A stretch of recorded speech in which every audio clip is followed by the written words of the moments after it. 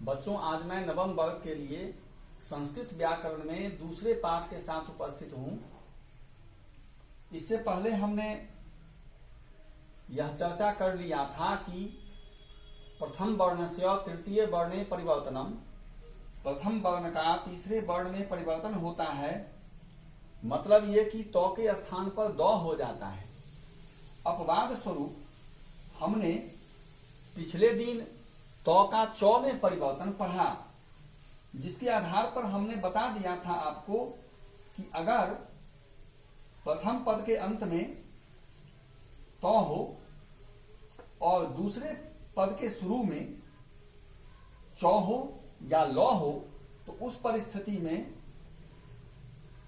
तौ का परिवर्तन चौ में हो जाता है। जिसका उदाहरण हमने देखा था, तत् जो चौ बराबर तच्च, मतलब तौ का चौ में परिवर्तन। आज हम एक दूसरा अपवाद पढ़ेंगे जिसका सूत्र है तोड़नी। तोड़नी का मतलब है तौ का लौ में परिवर्तन। अब देखना होगा कि आखिर तौ का लौ में परिवर्तन कब होता है। तो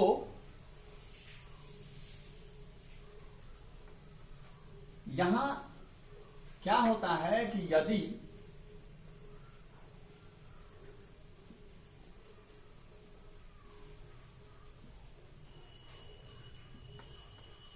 प्रथम पद के अंत में तौ हो एवं दूसरे पद के शुरू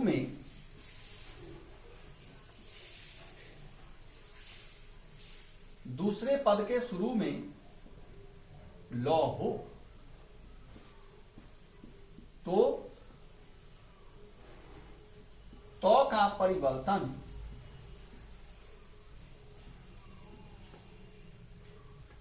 लौ में हो जाता है।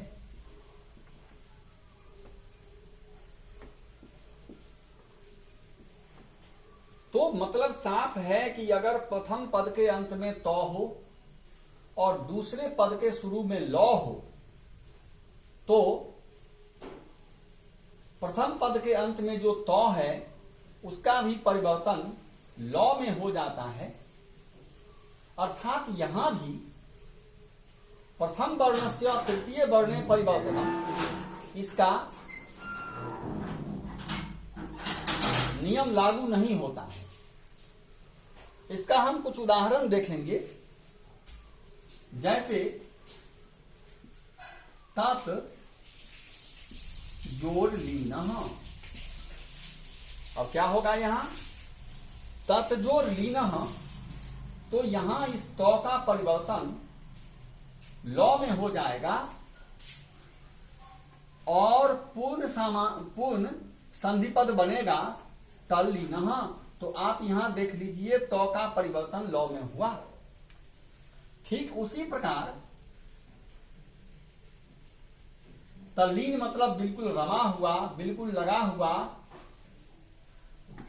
दूसरा शब्द है जत जोड़ लादः।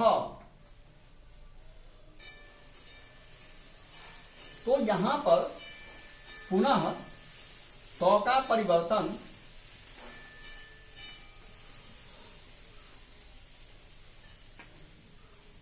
लौ में होता है